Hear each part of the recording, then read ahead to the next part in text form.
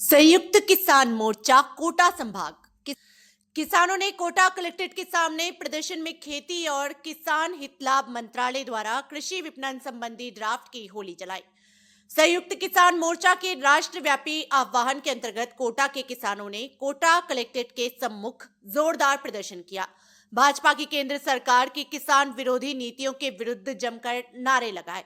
कोटा संभाग के विभिन्न संगठनों ने संयुक्त मोर्चा के साथ अपनी एकता व्यक्त करते हुए खेती व किसान हित लाभ मंत्रालय भारत सरकार द्वारा जारी ड्राफ्ट को किसान विरोधी बताते हुए उसके प्रति की होली जलाई। अखिल भारतीय किसान सभा के अध्यक्ष दुलीचंद बोरदा ने प्रदर्शनकारी किसानों को संबोधित करते हुए कहा कि ये ड्राफ्ट किसानों की फसलों को कॉरपोरेट व्यापारियों द्वारा मुनाफाखोरी के जाल में फंसा देगा। किसान आंदोलन के बाद केंद्र सरकार ने किसानों से फसल के वाजिब दाम दिए जाने का वादा किया था। ये ड्राफ्ट बिल्कुल उसके विपरीत है। किसान सर्वोदय मंडल के अब्दुल हमीद गौड़, फतेहचंद बांग्ला, अखिल भारतीय किसान फेडरेशन के अब्दुल गफूर, भारतीय किसान यूनियन के भगवती प्रसाद मीना ने किसानों को संबोधित करते हुए कहा कि यदि सरकार ने किसानों के प्रति अपना रवैया नहीं बदला तो किसानों को सड़कों पर उतरकर आंदोलन तेज करना होगा। किसानों के समर्थन में श्रमिक नेता उमा शंकर, महेंद्र पांडे, हबीब खान, सत्य प्रकाश पांचा, लक्ष्मीकांत वाजपेयी, नंदलाल गोड आदि के अलावा बूंदी से खलील अहमद, झालवाड़ से रमेश शर्मा ने भी प्रदर्शन में शामिल होकर किसानों के साथ अपनी एकजुटता प्रदर्शित की।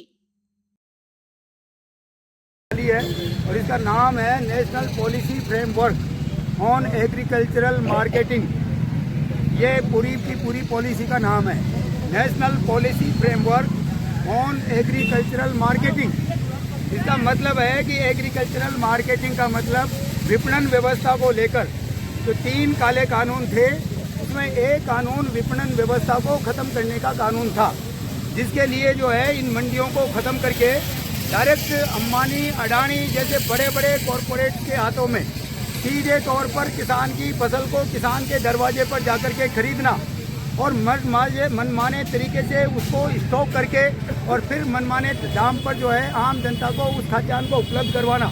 इसका मतलब अपने देश के जो किसान अन्न पैदा करता है, जिस अन्न से इस देश के गरीब का पेट भरता है, उस अन्न को भी वो अपने गोदामों में भरकर उस अन्न का व्यापार करना चाहते हैं। ये काला कानून था जिसको 738 किसानों ने कुर्बानी देकर के मोदी सरकार को वापस लेने के लिए मजबूर किया था। लेकिन आज ये वापस दोबारा ये काला कानून जो है दोबारा इस नाम से वह national policy on agricultural marketing के नाम पर दोबारा ये उस कानून को लाने की कोशिश कर रहे हैं। इसलिए हमारा जो है पूरे देशव्यापी पैमाने पर संयुक्त किसान मोर्चा ने ये फैसला किया है कि हमारे 750 किसानों की कुर्बानी बेकार नहीं जाएगी।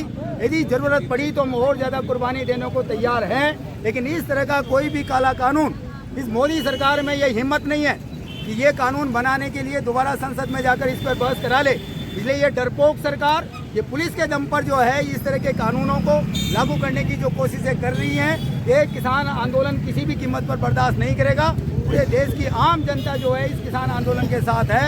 इसलिए हम जो है मोदी सरकार के इस काले कानून की आग लगाने के लिए पूरे देश के आज 550 जिलों के हेडक्वार्टर्स पर इस तरह के कानून की आग लगाने की प्रक्रिया चल रही है। आज भी हम यहाँ पर इकट्ठे हुए हैं। संयुक्त किसान मोर्चा के हमारे तमाम जो किसान संगठन हैं और अन्य संगठन जो संयुक्त मोर्चा में अभी कोटा में नहीं है, हम सब की तरफ से आज ये जो है इस agriculture policy on marketing agriculture marketing को आग लगाने के लिए आज किसान मजदूर एकता जिंदाबाद।